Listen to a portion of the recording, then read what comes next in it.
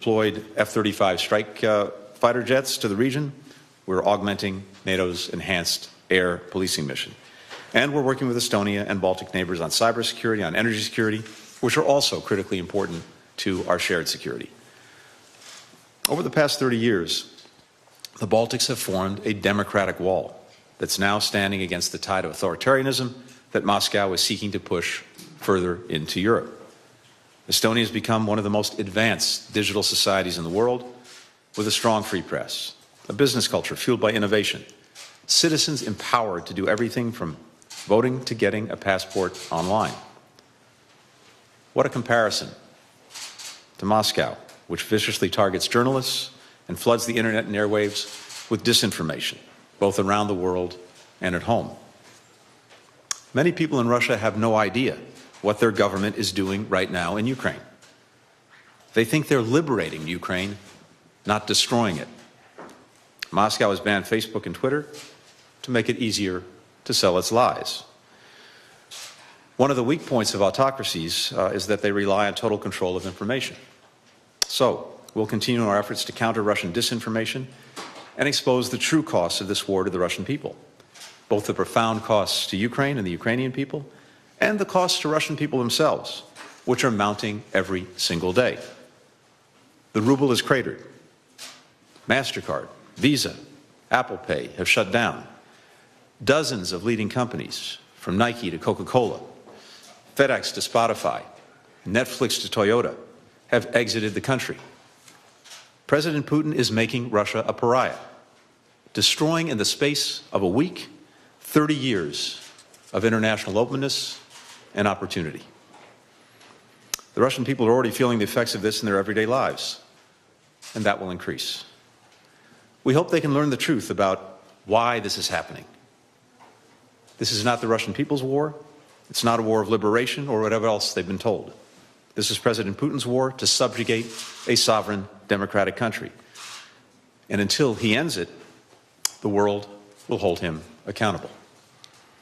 At this critical moment for democracy in Eastern Europe, it is all the more important that democracies like Estonia, all of the Baltics, continue to represent the better path and rise to the challenge of the moment. The United States will stand with you as you do. Today, I should note, is International Women's Day, and I'm very pleased to be in Estonia for it, because, as is very clearly being demonstrated right now, Estonia has remarkably strong leaders who are women, including its prime minister, including its foreign minister.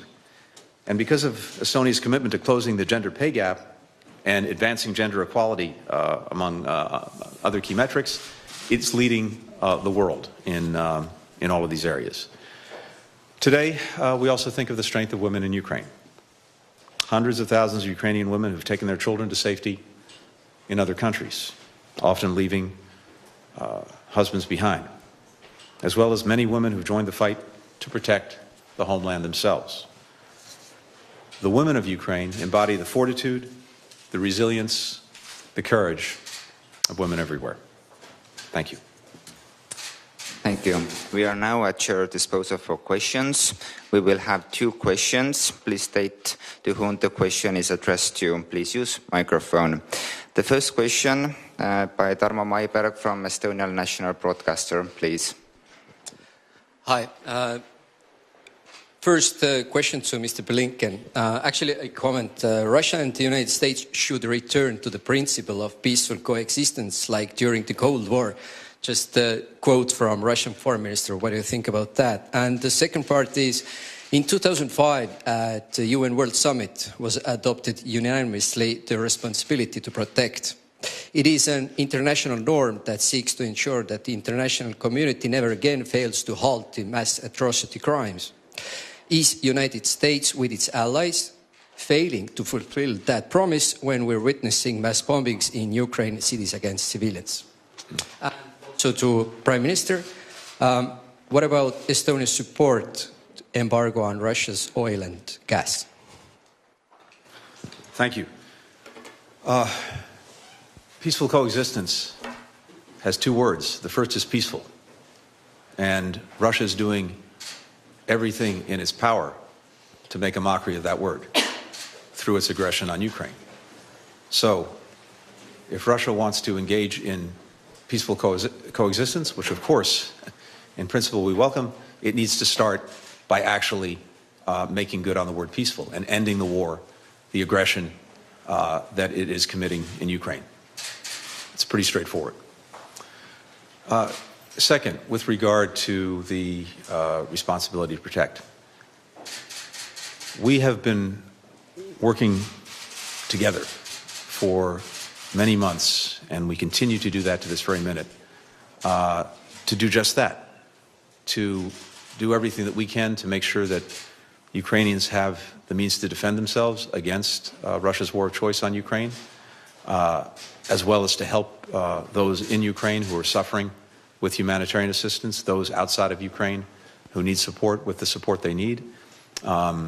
We've said for many, many months that if diplomacy did not succeed in diverting Russia from its course of aggression, and Russia pursued that aggression, we would respond, we'd be prepared to do so, and that's exactly what we've been doing, both with regard to helping Ukrainians and helping Ukraine defend itself, also imposing severe costs, some of which I alluded to earlier, on Russia, all with the purpose of ending Russia's aggression, ending the war, and indeed protecting the Ukrainian people. I think we brought tremendous resources to bear on this effort. We brought the world together in this effort. 141 countries stood up at the United Nations condemning the aggression and supporting Ukraine. And in the days and weeks ahead, working closely with our allies, we will step up the support that we're providing, the efforts to help Ukraine defend itself, and to support its people. Thank you. We have put in place very strong sanctions, and we are working on the fourth package in the European Union to come forward with additional sanctions. We are working together with our European allies, which means that everybody has to agree to those sanctions.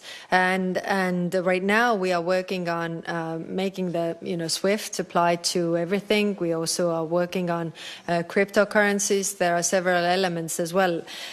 What comes to a Russian oil and gas embargo, then of course different European countries are in a not equal amount dependent on Russian gas and oil, which means that if everybody has to be on board, then we also have to find alternatives to those countries. And it seems to me that Putin is also doing, pushing all the countries towards green transition, but it doesn't happen overnight. And therefore, we will have discussions over this gas and oil embargo, but we also understand that we have to have alternative energy sources. So everybody has to be on board. Otherwise, the societies of different countries will be hurt more than necessary. Thank you. Second question by Rich Edson from Fox News. Thank you. Madam Prime Minister, Mr. Secretary, sorry I'm not a little bit taller. But Prime Minister, you mentioned you would discuss how you can enhance your permanent defense posture. What specifically do Estonia and the eastern flank need? Is it more troops, tanks, equipment, air defenses, and on what scale? And Mr. Secretary, with the consideration of banning oil from Russia, are you working with companies? Shell, just a short while ago, announced it's phasing out Russia oil and gas purchases. Also, where is the world going to find and replace that energy? Can Iran and Venezuela be part of a solution? Should we expect energy prices to rise further as a result of any Russia oil ban? And separately, are you concerned Russia may obstruct progress in the Iran negotiations? Thank you. Thank you. The short answer to your question is everything. But longer answer is that we need different capabilities. We also need troops. We also need technology, and we also need everything to work together. What is the positive side of NATO is that we are in this collective defense alliance, which means that different allies also support our collective defense by different means. Some of them send troops, some technology, but it also has to all work together. So currently we are receiving different decisions from different allies, and we are also looking forward to concrete decisions by US, so that it would all play out. But considering that we are a border country to a very aggressive Russia, we need to enhance our defense posture. So far it has been deterrence posture, but we have to have it defense posture. What it means is that we have the troops, the capabilities, but also the practice of all of them working together, which means that we also need more military exercises on the ground, that we see that it all works. Thank you. Rich, thank you. A few things to address in your questions. First, with regard to a potential oil embargo, an embargo on the importation of Russian oil. This is something, as I mentioned, that we have been discussing within the administration. The President discussed this as well yesterday when he had a call with the French President, British Prime Minister, and the German Chancellor, and something we're very much actively looking at. As a general proposition, we are working to maintain a steady global supply of energy and looking at various places where we can make sure that supply continues. And we're doing that, among other things, through our diplomatic efforts. And as this crisis continues, again, we want to make sure that energy is widely available. At the same time, as the Prime Minister said, there is, I think, a significant not only opportunity but imperative in this moment to finally move off of, for many countries in Europe, a dependence on Russian energy because Russia uses it as a weapon. And we're seeing countries respond to that. We're working closely with them as they engage in those efforts. It will take, as the Prime Minister said, some time to do that, but if you'll forgive the bad pun, there is real energy in this effort.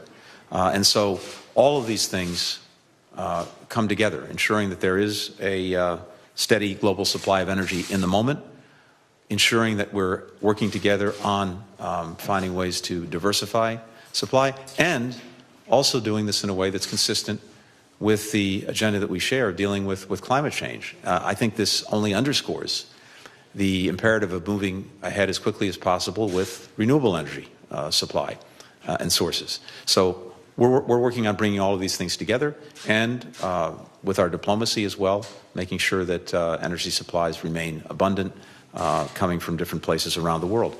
With regard to the JCPOA, the Iran nuclear deal, we continue to work to see if we can come back to mutual compliance with Iran on the deal. Russia continues to be engaged in those efforts, and it has its own interests in ensuring that Iran is not able to acquire a nuclear weapon. Thank you. Thank you. Unfortunately, this is the whole time we had. Thank you, everyone.